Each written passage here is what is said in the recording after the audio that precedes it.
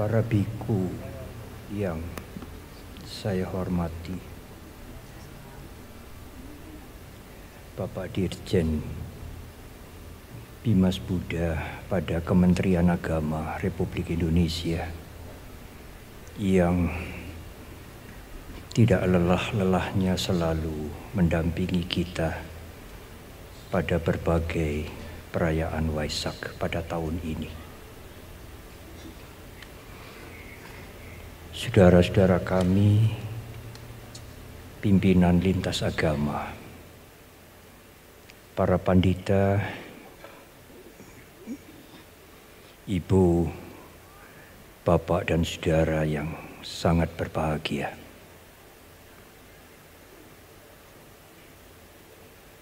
Ada hal yang sulit untuk dicerna oleh pikiran kita. Peristiwa besar sesungguhnya yang terjadi sebelum Pangeran Siddhartha mencapai pencerahan sempurna. Siddhartha adalah putra raja, putra mahkota yang diharapkan oleh keluarganya menjadi raja. Tidak ada kekurangan bagi beliau. Tidak ada kenikmatan, kemuliaan yang beliau nikmati di dalam istana.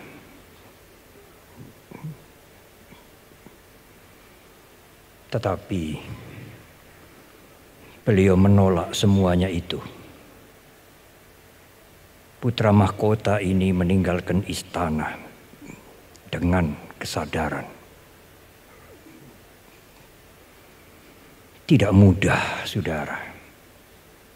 Seorang putra mahkota yang penuh dengan kemuliaan duniawi menolak semuanya itu. Apa yang membuat Siddhartha mempunyai keputusan yang sangat besar? Siddhartha melihat penderitaan di luar istana. Orang tua renta, orang-orang yang sakit kusta, orang mati yang mengenaskan, dan banyak penderitaan yang lain. Banyak orang yang mengatakan penderitaan yang dilihat oleh Siddhartha di luar istana itulah yang mendorong Siddhartha, yang memberikan kekuatan bagi Siddhartha untuk meninggalkan istana, mencari jawaban dari penderitaan.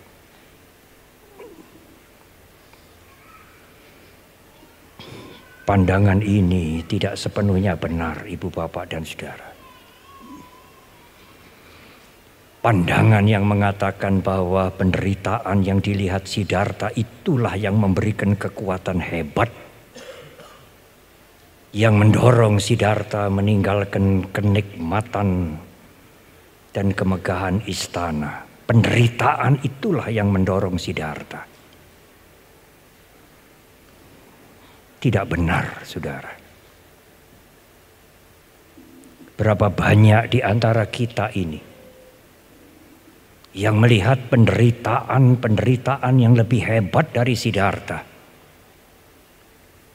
Tetapi berapa banyak di antara kita yang ingin meninggalkan keduniawian seperti Siddhartha.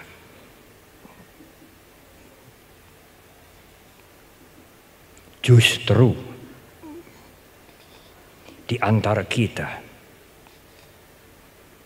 kalau melihat yang lain menderita, merasa beruntung. Siddhartha melihat penderitaan sangat empati.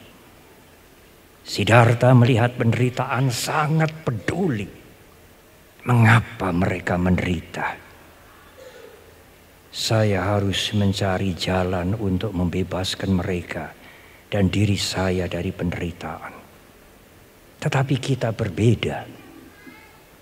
Kita melihat penderitaan bukan empati, bukan peduli. Kita melihat penderitaan justru merasa beruntung. Untunglah saya tidak menderita seperti dia. Kalau Siddhartha sangat peduli kepada mereka yang menderita, kita justru bersyukur kalau melihat mereka yang menderita. Bersyukur karena dirinya tidak menderita seperti dia.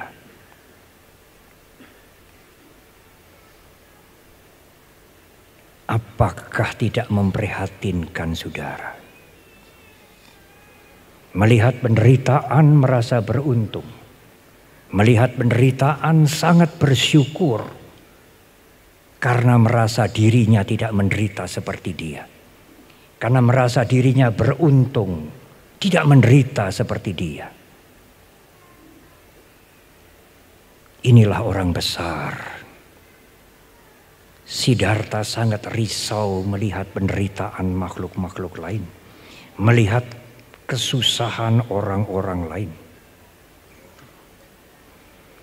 Jadi sebenarnya yang mendorong Siddhartha meninggalkan istana bukanlah penderitaan yang Siddhartha lihat, tetapi belas kasih. Kasih sayang yang sangat besar yang timbul dalam diri Siddhartha, sehingga Siddhartha meninggalkan kemegahan istana, kenyamanan istana untuk peduli kepada mereka yang menderita. Siddhartha berjuang 6 tahun dan akhirnya beliau mencapai pencerahan sempurna. Di bulan Vaisakha Purnama beliau mencapai kebudaan sempurna. Beliau melihat penderitaan ini haruslah dimulai dengan berhenti berbuat kejahatan. Penderitaan itu haruslah dimulai dengan berhenti berbuat yang buruk. Karena perbuatan yang buruk atau penderitaan itu, karena perbuatan yang buruk atau kejahatan itu yang membuat penderitaan. Keburukan, aku salah, kejahatan, papa dalam bahasa Pali, itu mengakibatkan penderitaan. Menghancurkan dirinya sendiri dan menghancurkan orang lain, juga lingkungan. Karena itu, kalau Anda sekalian tidak ingin menderita, haruslah berhenti berbuat kejahatan. Pak Dirjen tadi sudah menyinggung sabab papasa akaranang. Tidak bisa ditawar. Kalau Anda ingin bahagia, ingin mengakhiri penderitaan, haruslah berhenti berbuat kejahatan. Itulah sila. Tetapi saudara, sering kita tidak berhasil memegang sila. Kita tidak berhasil untuk menghentikan perilaku yang buruk atau kejahatan.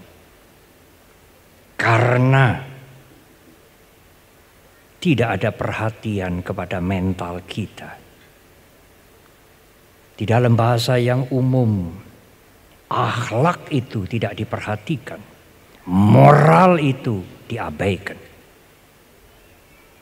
Karena semua ucapan, semua perilaku yang buruk berasal dari pikiran kita.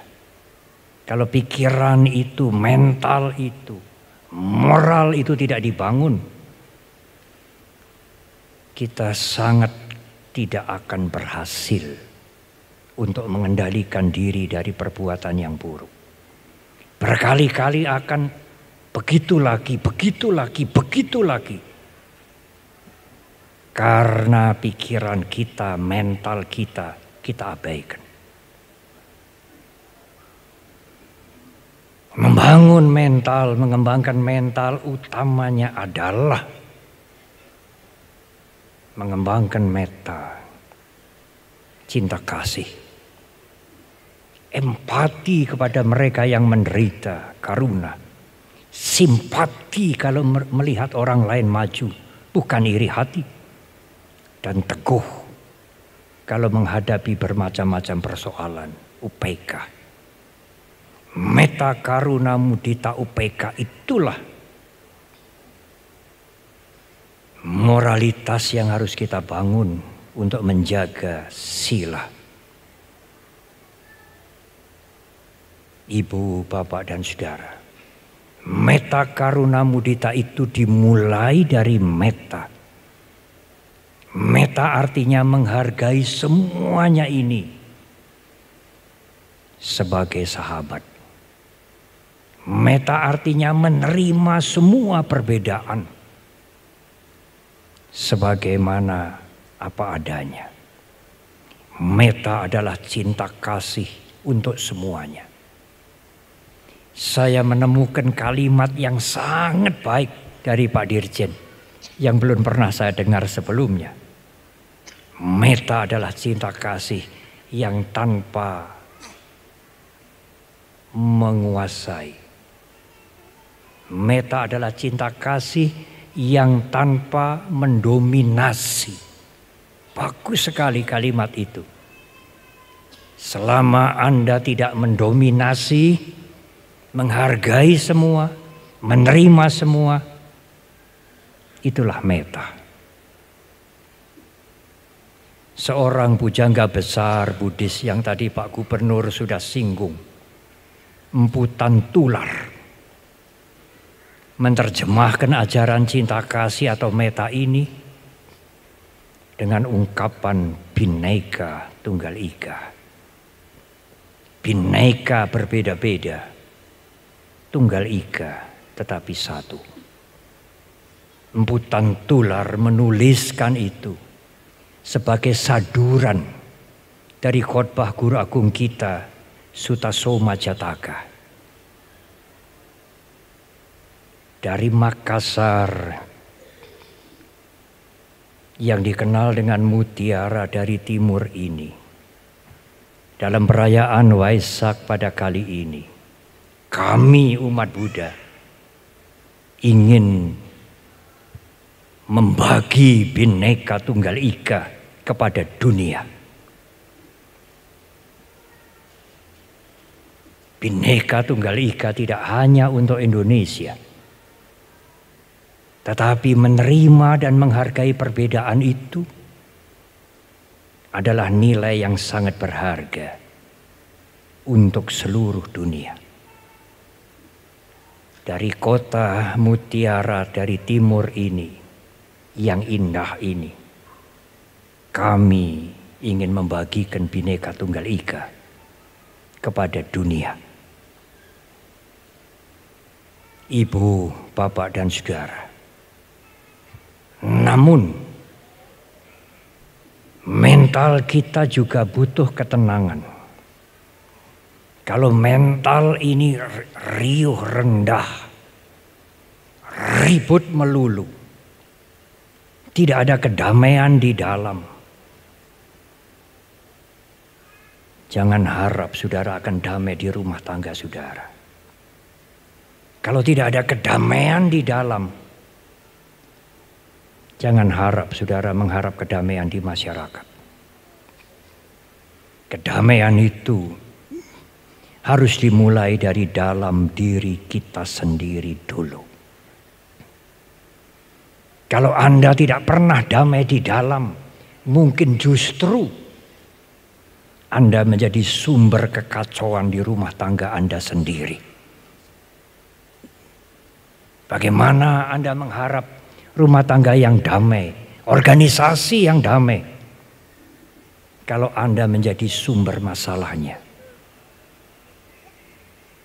Mempunyai mental yang tangguh, mempunyai moral yang kuat, mempunyai ketenangan batin.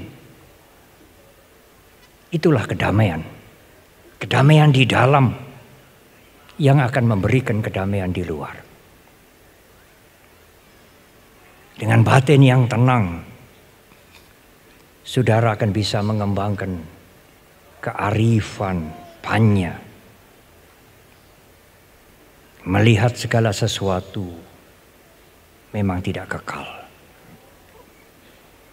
Apa toh saudara yang kekal di alam semesta ini? Tidak ada.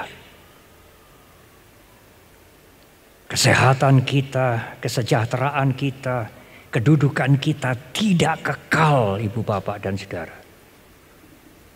Pada waktu saya diminta menyampaikan pesan Waisak di gedung DPR, saya menyampaikan ini berulang-ulang kali. Kesejahteraan kita, bahkan apalagi kedudukan kita, kekuasaan kita kalau kita punyai, tidak kekal, saudara. Selalu berubah. Mengapa kita ingin memiliki untuk selamanya? Keinginan memiliki untuk selamanya sesuatu yang tidak kekal, itulah sumber penderitaan. Memang tidak mudah. Kita mengharapkan keluarga kita kekal, kebahagiaan kita kekal, kesejahteraan kita kekal, bahkan kita mengharapkan hidup ini kekal. Apakah mungkin, saudara? Tidak mungkin. Kita mengerti, saudara mengerti, tetapi sulit untuk menerima. Secara intelektual kita mengerti, tetapi emosi kita sulit menerima perubahan. Apalagi kalau yang berubah itu hal-hal yang menyenangkan kita. Mengapa, Bante? Karena attachment, kemelekatan kita.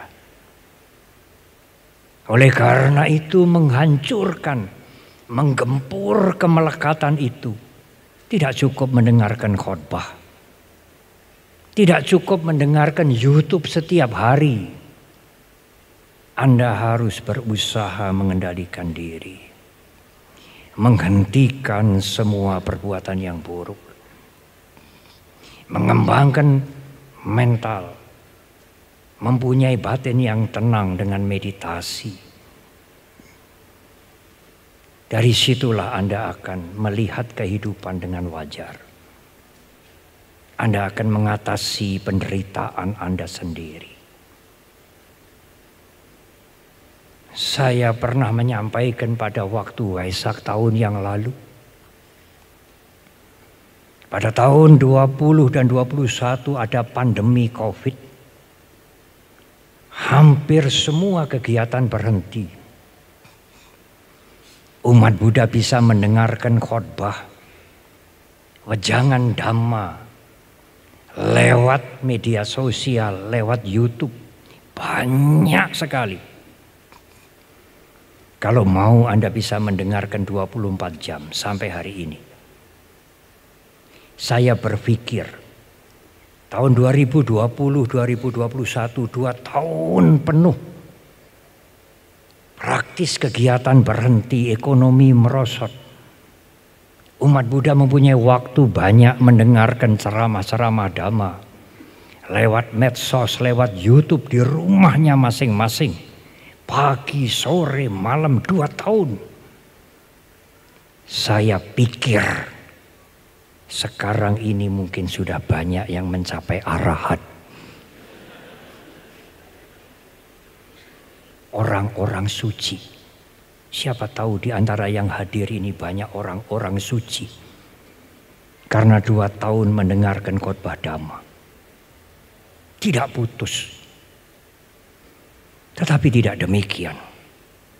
kelekatan, attachment, upadana itu harus dikurangi dengan menjaga diri, mengendalikan diri. Dengan menghentikan perbuatan yang buruk dengan sekuat tenaga.